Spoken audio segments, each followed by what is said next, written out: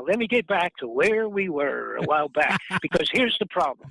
When you ask the question of where we're going, I believe those persons at the highest level of our government and other governments are now aware of the fact that Nibiru, Planet X, is on its way back in. And this is the fable. And by the way, I knew nothing at all. I knew a little smittens about it like everybody else.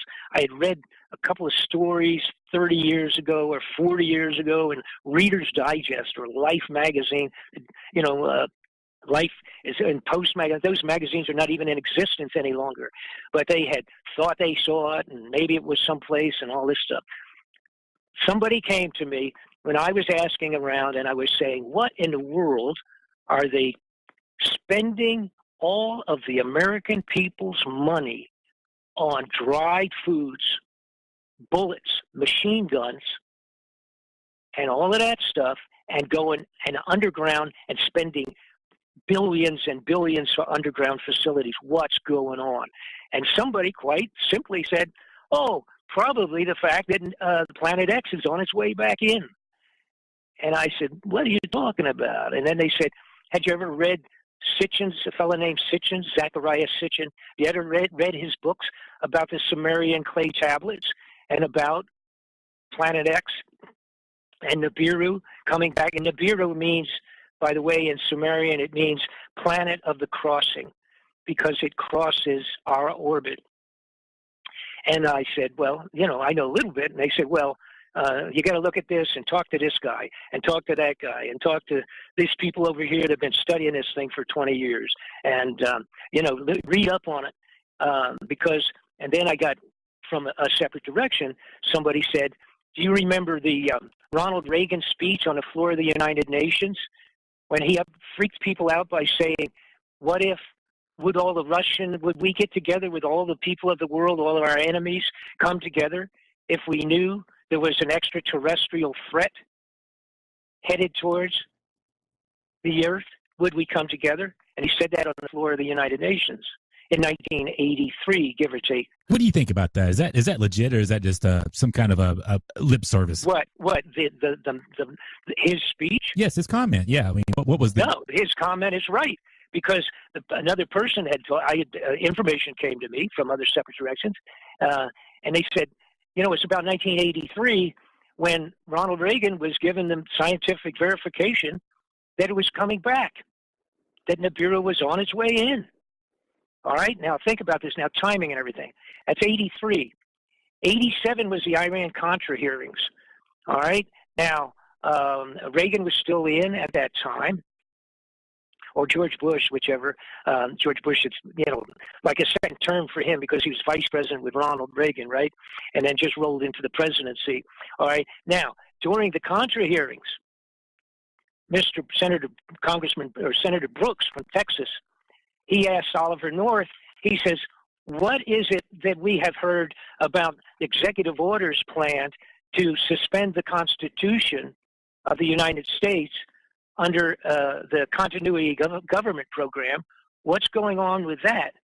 And there, this thing was called Rex 84, Ready Emergency Exercise 84, 1984. Oliver North turned pale and almost fell off his seat. And Mr. Enuade from Hawaii was the chairman of the Contra hearings. He gavelled them down and said, we will now close and go behind closed doors for the rest of this. This is not to be talked about in public. Now, that's 87 on the floor of the Congress. That all took place. Matter of fact, interestingly enough, the day that took place was the same day that my toy company was brought up on the floor of the Congress at the same time. But that's a sidebar, just interesting for me. So here's what we have. Apparently, around 83 sometime, it became verified that it looked like that this was real and it was headed back in. What I have discovered is, first off, it was the cause of Noah's floods. The flooding of most of the land was from that. It was the cause of meteor showers back in the biblical time when, in fact, meteor showers came down and killed thousands of people, soldiers and people in the streets. They called it the stars fell from the earth, from the sky to the earth, and it was flaming rain and all of this stuff. All right, that was caused by the close passing of Nibiru. Nibiru is said to. Let me jump in here. Sure. It's a good point for me to ask this question. I mean, is this, Please. in your opinion, is this like the Anunnaki? I mean, what do you think that Nibiru is in your mind? Is this just a celestial body by chance that, the fate of the world? We're just having to cross this thing just every so often. It's just the chance of everything in the universe. Or is there something more nefarious there? Is this thing there's rumors out there it's a craft that's actually being piloted? There's a whole lot of stuff. I don't want to get, no, as far as I'm concerned. And now I ended up, see, once I got into it and I read some really brilliant, shocking things. For example, like I say, the Sitchin had gone over clay tablets. Sumerian clay tablets were like 4,000 years old, 3,000 years old, and read this story, and it included the arrival of this planet Nibiru, approximately 5 times the size of Earth in dimension. It has 4 or 5 moons, apparently, that travels with it, around it, kind of like its own little solar system. But it is the equal to, I like to compare it to, although it's a planet, it is a planet, big, or, it's big enough, it is a planet, and it is in an extreme long, elongated orbital configuration. But I like to compare it to Halley's Comet, which comes around every 75 years, been logged in every 75 years, and they know when it's coming, and it came a little while back, zipped around the sun and went back out again, but that's simply a comet. All right, and it's interesting to watch. Then they discovered in the 70s a thing called the Hale-Bopp comet, which had never been seen before. But then they saw it, and here it came, and it came around, and then zipped around. It was bigger in size than the Halley Comet, went around the sun and back out again. And then they said, well, if they did all the math and all the rest of that, that one is on a 4,200-year orbit. And it was, so obviously with nobody around the last time that happened. Well, there was, but they weren't very well educated, so to speak, 4,200 years ago. But that's when it's going to come around again, according to science and astronomy and mathematicians. It came and it will come again. All right. Now, I use that as an example because when I first heard about the potential of a 3,000-year orbit of Nibiru, I originally, not being an astronomer, I thought, wow, that's got to be nut stuff. That's crazy. The idea that something would go out and come around and be in a regular orbit that elongated to be going out 1,800 years and then back 1,800 years. But then after that was when I discovered the information on Hale-Bopp being a 4,000. So it's a longer period of time. Okay. So I then got into a tremendous amount of research, finding everybody that was not in a mental institution that had really seriously looked into this and knew what they were talking about. All right? And because the chances of Bob Fletcher putting his name on something like this was really slim, because I'm very well respected worldwide for doing very great internal exposés on what I've been doing. And for me to put my name on this, I had to really be convinced.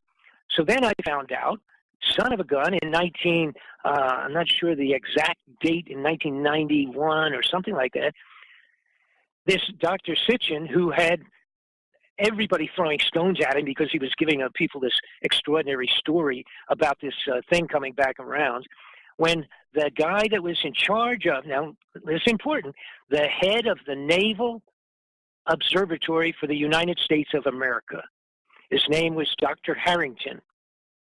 He called Sitchin and he said, I saw your stuff a while back and read it. By the way, the date was 1990, while I was running for Congress in Florida. He called Dr. Sitchin into his office. He said, I've been studying this for years, and I found it. You are right. There is a Planet X. There is a Nibiru. And I know where it is by its reaction by other planets and the reaction that's going on as we speak. I have found it, and I'm going to do a full report on that. By the way, that meeting between the two of them is on videotape, and I have it. All right, so in other words, to verify it happened. The reason I say that is because Dr. Harrington died very shortly after of cancer, fast-acting cancer, the same kind of a cancer that Ruby, the guy that killed Oswald, died of in prison. You know, he went in prison, he was fine, and then in a short time he died of cancer. All right, Richard Harrington, the head of the Naval Observatory, agreed with Sitchin. He had found it. He's dead. He's gone. There have been huge numbers of scientists, astronomers that have looked into this and have found it, or what they verified, that they're pretty positive of where it is, et cetera, that are dead. A lot of them. A whole bunch of them died in one gondola in Switzerland when the cable broke, and the whole bunch of them that had a meeting going about some of what we're talking about fell to their death in one big box. The gondolas, those things that go over top of the ski resorts on cables. Anyhow, there's been a lot of other people that have also been involved with this that have ended up dead. The only people that count are that might bother the bad guys are the people that might be of very high level, well-known, important personalities, and many of them have been killed when they have finally come around to realizing that this may be returning. Now, I looked also into the people that have done research. For years, we had people have done their entire lives on trying to do legitimate research on this Nibiru. Now, what had happened is some of the best stuff is by Chinese. The Chinese, what we would call ancient astronomers in China that worked for the emperor in China. And if they made mistakes when they were studying the stars, he cut their heads off. So they were very cautious in terms of what they did. The Chinese astronomers back to antiquity have extreme records written about the dragon that flew across the sky, when it happened. They literally traced it and tracked it on one of its passes. They traced it for like 25 days and exactly where it was, et cetera, et cetera. Now, as you said, it's written in the Bible. It's called Wormwood in the Bible. It is written in Revelations, the descriptions in Revelations. There are whole extreme amounts of biblical reports on this thing. There are reports of every one of the ancient cultures, including some of them where they scratched it on the wall of a cave, for crying out loud, or put it into the side of a religious building or something, all right, of what happens when the planet of the crossing comes back around, what happened the last time and what happens the next time. Now, to add to it, there was a discovery of a thing called a sky disk a while back, and that was actually done during the Bronze Age, and it could be dated. This is a 12-inch round bronze disc highlighted in gold. It shows the constellations, the sun and the moon, and what was, in fact, the passing of Nibiru during the daytime that did blocked off the sun for, I think it was 3 hours or something like that.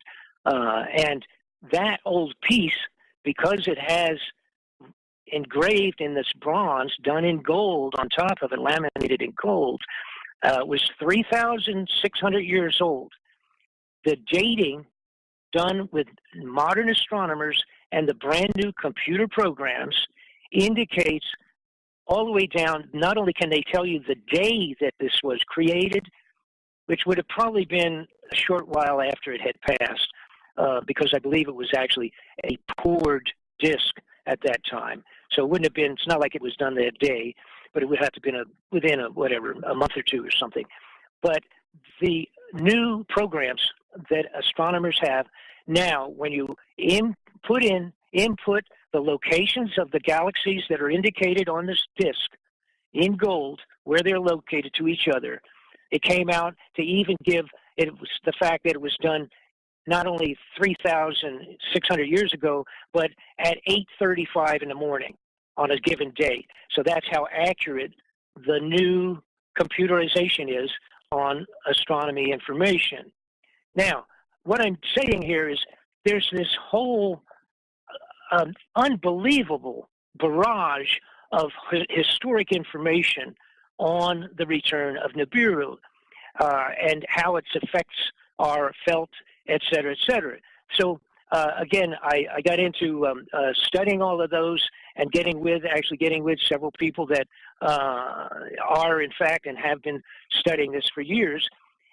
There's two different thoughts on it, two groups of thoughts, both of them put together by groups that are should be respected, and put it that way. And one of them has been done by a group that's got into not only studying the Chinese, but the Bible in detail on where it describes these events. The feeling of one group is that it is on an elongated orbit, that it may be on our plane, what they call the plane of the ecliptic, which is reasonably flat, that all of our planets are on, give or take a couple million miles, I guess, up and down, left and right. But basically, it's fairly flat. Some people, one group feels that it's on that plane and will come in on that plane and go around the sun and back out. There are others that feel that it will be coming in from a 30-degree angularity off of our plane of the ecliptic, coming in on the same kind of an orbit, but coming in at 30 degrees off.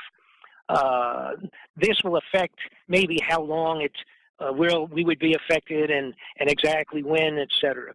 Now, according to this in-depth studies of the previous few passes where it had come by close enough to affect the Earth, and by the way, it's indicated on that disk that I mentioned, it's called the sky disk. Indicated on there is that the Earth shifted 26 degrees on its axis because of the location of the Orion constellation described on the disk. That would screw things up pretty seriously unto itself, the shifting of 26 degrees. The information in terms of dates, the indication is that the most early close pass for Nibiru would be first seen next December. That would be the earliest possible time. It would be seen in the sky as a new star. It would be coming closer on a daily basis, and it would come to the closest point in the March and April of 5 months later. Okay, so you have the first visual December, January, February, and then March and April is when the poop would hit the fan. Well, take us to that first day when that thing shows up in the sky. I mean, what's the powers that be? What's your game plan? What are you going to do when you see that thing show up? Okay, well, let me just make a couple of real crucial points on this whole thing. All right, and by the way, then the next point is the possibility of close pass would either be, if it was not next December, January, February, March, if it's not that period of time, that it would be the next year or the next year, all right? But the feeling is that according to all the information from the Chinese ancient writings, the biblical, and all of these ancient cultures that have written about it, it apparently all records what I said. In other words, seen in December and close March and April on all of the previous passes in antiquity writings. Okay? So that's where I'm going from with that. That's where these people that have studied all of that had said, apparently now, all things being measured, et cetera, that in fact it would be December, either this one or the next one after that, in terms of closest time and farthest away point in time. Yeah, well, farthest away point in time might be 6 years. Now, How What's about this though? interesting? I've heard you say before though, and as a Okay. preemptive to this whole Nibiru thing coming around, that the government, I guess we could call it our American government, whatever we want to call it now at this point, because Nibiru to me leads me to believe I'm not even worried about the election. I don't care about Hillary or Jeb Bush. That's right. I'm not even worried about that. That's right. But I've See, heard you. But no, hold on a second. I got a question for you. Go ahead.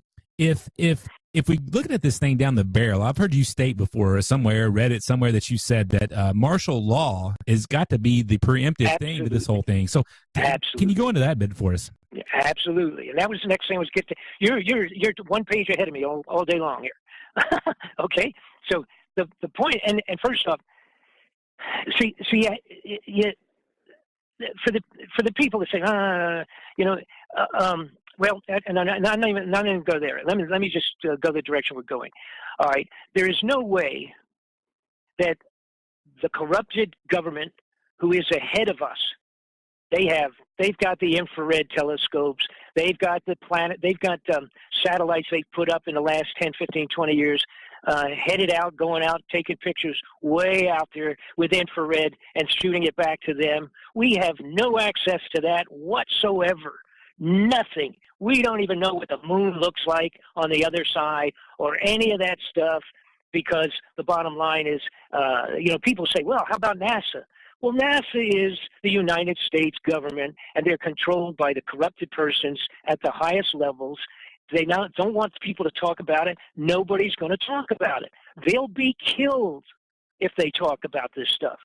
What we're talking about here is the bottom line being that those corrupted persons that are better informed than we are, because we don't have the equipment, they can never, ever announce to the world that there's something like this coming in. They can't do that. And if you just stop and think, just simply apply logic to it, okay, as soon as it's verifiable that something like this is coming through, that may, number one, we may pass through its tail twice. It would probably take 1 hour, according to the math on this thing, about 1 hour for us to pass through it the first time, 1 hour to pass through it when it goes on out, back out, coming around from the sun, from the back. All right. During that period of time, we would have meteor showers that you don't even want to try to describe on the face of the earth, period. We will have electronic interference, the potential of all electronics being shut down even a week before it gets at its closest point would be very likely, because it will, for one thing, it has already affected the sun, causing it to act crazy for about 2 years now. It's already affected livestock. How many millions of fish and birds and stuff in the last 2 or 3 years, and whales, have all died, and they couldn't figure out why? The bees, what's wrong with all the bees? They disappeared. It's got to do with gravity and magnetics and et cetera, et cetera. All right.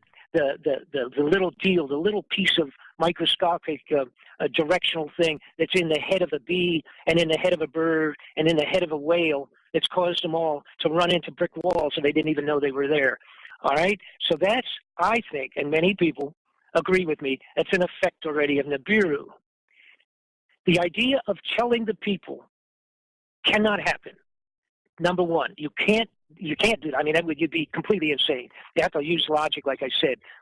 People go completely crazy and berserk. I mean, on the entire globe, if they all of a sudden saw it. So the bad guys, the elite handful that built underground hideouts and filled them with the food for themselves to have them finished last year and this year and a year or so back, all right? What's with their time schedule? What is with that? See? And the people that say, oh, well, you don't have any idea really when, give or take 5, 10 years, blah, blah, blah, blah, blah. That may be. So then let's look at those guys. When are they building? And they got them done. They're ready, baby. If they needed them tomorrow, they could go in underground. So what they're going to have to do, they're going to have martial law. Now, I'm just talking America here now. They're going to have martial law control in the United States before it becomes visible. It may become visible, like I say, according to historic writings, it will be in December of one of the next few years. They'll have to have martial law in a few months ahead of that.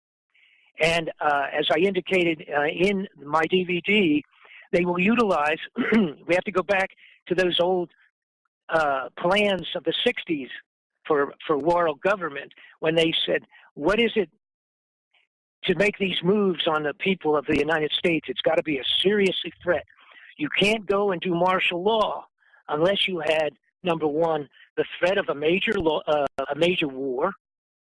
Anybody paid attention to what's going on? Bob? Okay, still there? Yeah. Okay. Sorry. Okay, fine. I heard a click. I thought I lost. Okay, you have to have something like the threat of a major world war like with Russia, and we see what's been going on. It's going in a bad direction.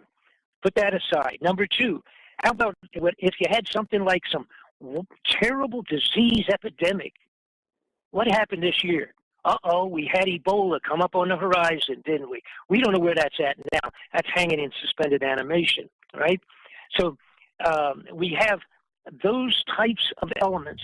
It's going to have to be something that severe. How about just general strife, like some kind of a blacks against whites race war thing? Oh, okay? Man, that's coming down the pike. Oh, you can son see of a that gun. there. How about that? See what I'm saying? Yeah. Now, you have to understand, I put this together. I've been working on this for 3 years. I put all of that into the DVD before half of that was taking place. I didn't know anything. I didn't know the Russians were going to come into the Ukraine. I didn't know that was going to happen. I didn't know about Ebola, that was going to be almost an epidemic. See, they kind of did a little test run with some of that stuff to see what would happen to the public. And also, now the last one, we have ISIS, right? Oh, no, that's not the last one, but it almost is. We have that ISIS group over there cutting people's heads off. If they started showing up in 7 or 8 different states in our country here and were really pumped up and people were scared to go to work, that would be good for martial law. And now the newest one, what do we have? North Korea, by the way, in case people that missed this, not only did North Korea hack in to Sony, to the Sony corporation and threaten to kill anybody that went to the theaters to watch that goofy movie about the dear leader, right? Okay, but what they did was they actually cracked into our nuclear power plants. Wow. Did you hear that? Yeah, I did. I heard that. A lot of people didn't pay attention to that. Yeah. The North Koreans were able to punch into the operational computer system of our nuclear power plants. They could. Hey, Bob, one of the things I really wanted to talk to you about, here on the Weekend Conspiracy, we take a different approach. We talk about some serious, man. You've given us some heavy stuff. It's almost too much to comprehend. But I wanted to go back a little bit to your previous history as a promotional manager in the music business. And one of the things I've always found interesting, and I heard this story again last week here in South Carolina, one of our sons of South Carolina is the great James Brown. That guy. And I've heard stories about, Anita Franklin, back as late as 10 years ago, showing up Aretha Franklin, showing up to a concert venue, and before the concert began, before they went on the stage, they had to be counted out like $50,000 in cash because they've been screwed over so many times over the years. And I think that's such indicative of the new world order and the system we live in. Is there any truth to that, where these old school, classic rock and roll, whether they required prepayment?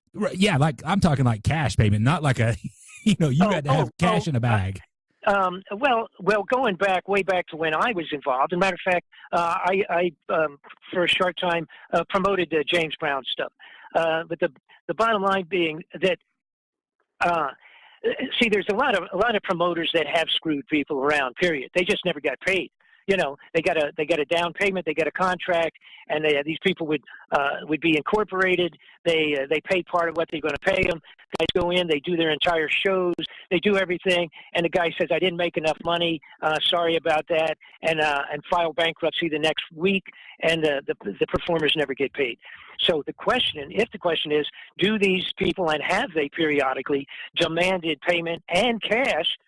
Because they don't know next day if the check's going to be good.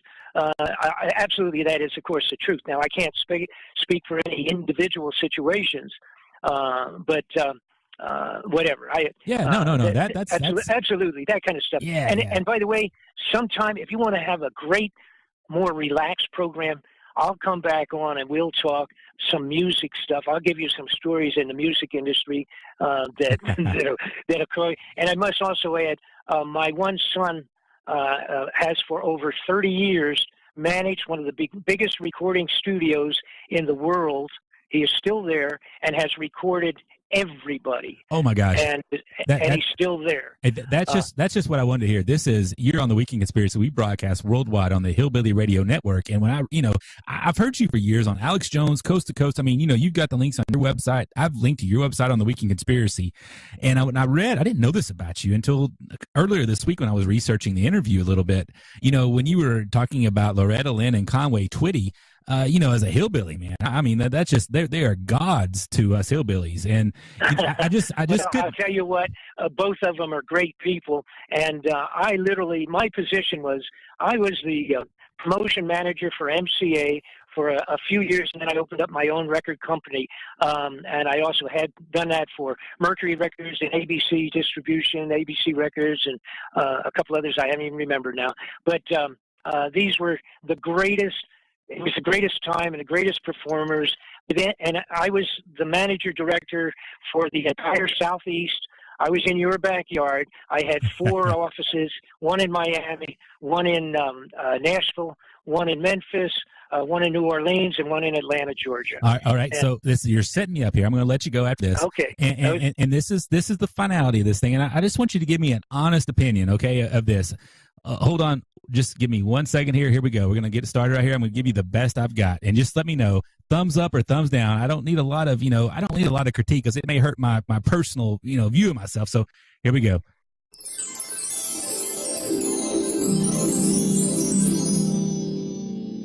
Night moon was drifting through the lazy sway of trees. I saw the look in your eyes, looking into the night, not seeing what you wanted to see. Darling, don't say a word. I've already heard what your body's saying to me. What you need to do is keep doing all you can on the radio, and don't go past that. You'll be all right. And stay away from the Jack Daniels. Mr. Fletcher, sir. Okay, now let me sum this up. Yes, all right? And where are we on time? Are we done or are we good? Pretty good. No, we got a little bit of time left. Carry on, sir. Okay. All right, here's the bottom line. I went into this when the Nibiru thing came in front of my face. I was extremely skeptical. I just said, "Whoa, wait a minute!" But then at the same time, I'm saying to myself, "Why did they stop with the New World Order, One World Government push? Why have they stolen all the money and gone underground into these holes with this thing? And why is the rest of the major nations doing the same thing? It's got to be something way out of our control. It's not a war. It's something coming from someplace." And that was when the Nibiru popped up in front of me, and then I studied that. I am convinced, without a doubt. Now, it's very difficult. No, I don't have a crystal ball. None of the people that are studying this have a crystal ball. And to try to say, I'm going to tell you exactly when it is going to be here and be a problem, I can't do it, and none of them will do it, and they shouldn't. I leave the door open, but my feeling is that there is no doubt that this is what has scared these people. See, even the Pope's involved. The Pope and the Vatican a few years back cut a special deal with the United States and built a infrared telescope, a heavy-duty scope in the United States owned by the Vatican. So the Vatican knows about it as well, and it's aimed out in the direction that it would appropriately have to be aimed out. In terms of destruction, it will really do a number. It'll wash all of the waves just like it did during the Noah's floods. The difference of the gravitational effect, by the way, and I have to add another line that I hadn't even thought about, but the bottom line is I do believe that it is on its way back. They know it. They're preparing. They have spent multi-millions on equipment into the local police departments around the United States. That includes troop carriers, hand grenades, launching equipment. Every military type of equipment you could imagine is in the United States police forces. Why are they doing that? They're doing that because when the poop really hits the fan, they are going to have riots out of control. Those guys are going to be still up on the top, swinging whatever they have to, their billy clubs and water guns and launching grenades and everything else with their new equipment, while the elite get their tails down into their cubby holes underground. They have bought enough weapons and bullets under the rangers, the forest rangers, and the Internal Revenue Service and the National CDC. They bought millions and thousands of rounds of bullets, enough for 3 wars, under those titles. Why are they doing that, folks?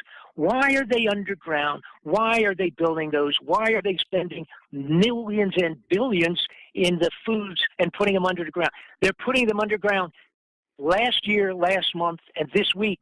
They're not doing it 5 years from now. That's the scary part. Yeah, amen. That's to that. the reality. I mean, there's no doubt about that, Bob Fletcher. I advise, that's the reality. I advise all of our listeners out there to go to BobFletcherInvestigations.com. Check out the video he's got for sale out there, Incoming Nibiru, and he's got multiple others out there about the drug thing, the cartel, and all that. We've talked about this so much. Hey, sir, you've been so kind with your time, and I really appreciate it. And God bless you, and have a great night. Thank you so much for joining us tonight. Thanks a lot, and we'll get back and talk about fantastic music stories. Oh, man, I look forward to that. I'm going to have another song under my belt by that point. I'll practice a little bit more, But, okay, God bless everybody. Thank you. Thanks, sir. Have a good night.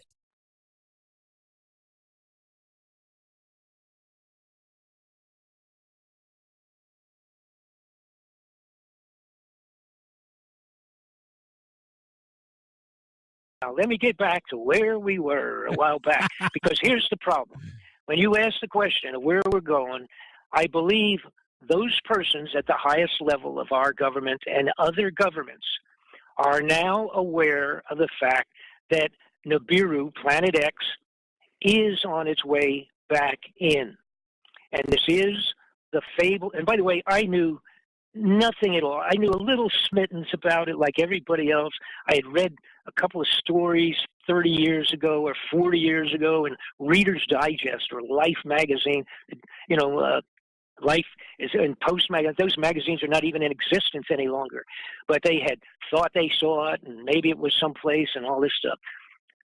Somebody came to me when I was asking around, and I was saying, what in the world are they spending all of the American people's money on dried foods, bullets, machine guns, and all of that stuff, and going and underground and spending billions and billions for underground facilities? What's going on? And somebody quite simply said, oh, probably the fact that Planet X is on its way back in.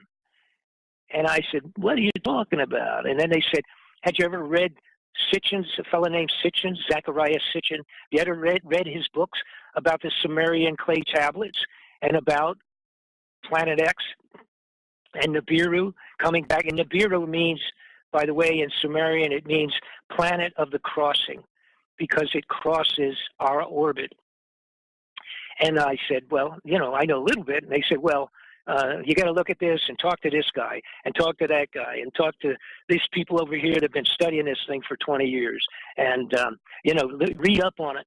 And then I got from a separate direction, somebody said, do you remember the Ronald Reagan speech on the floor of the United Nations when he freaked people out by saying, what if, would we get together with all the people of the world, all of our enemies come together if we knew there was an extraterrestrial threat headed towards the Earth?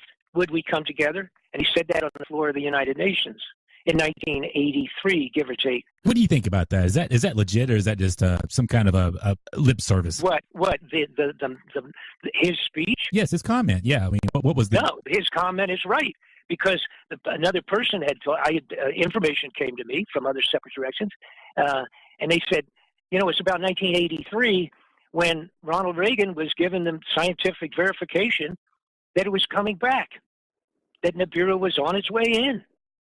All right, now think about this, now timing and everything. That's 83. 87 was the Iran-Contra hearings. All right, now Reagan was still in at that time, or George Bush, whichever. George Bush, it's, like a second term for him because he was vice president with Ronald Reagan, right? And then just rolled into the presidency. All right, now, during the Contra hearings, Senator Brooks from Texas, he asked Oliver North, he says, what is it that we have heard about executive orders planned to suspend the Constitution of the United States under the Continuity Government Program? What's going on with that? And there, this thing was called Rex 84, Ready Emergency Exercise 84, 1984. Oliver North turned pale and almost fell off his seat. And Mr. Enuade from Hawaii was the chairman of the Contra hearings. He gavelled them down and said, we will now close and go behind closed doors for the rest of this. This is not to be talked about in public. Now, that's 87 on the floor of the Congress. That all took place. Matter of fact, interestingly enough, the day that took place was the same day that my toy company was brought up on the floor of the Congress at the same time. But that's a sidebar, just interesting for me. So here's what we have. Apparently, around 83 sometime, it became verified that it looked like that this was real and it was headed back in. What I have discovered is, first off, it was the cause of Noah's floods. The flooding of most of the land was from that. It was the cause of meteor showers back in the biblical time when, in fact, meteor showers came down and killed thousands of people, soldiers and people in the streets. They called it the stars fell from the earth, from the sky to the earth, and it was flaming rain and all of this stuff. All right, that was caused by the close passing of Nibiru. Nibiru is said to... Let me jump in here. Sure. It's a good point for me to ask this question. I mean, is this, Please. in your opinion, is this like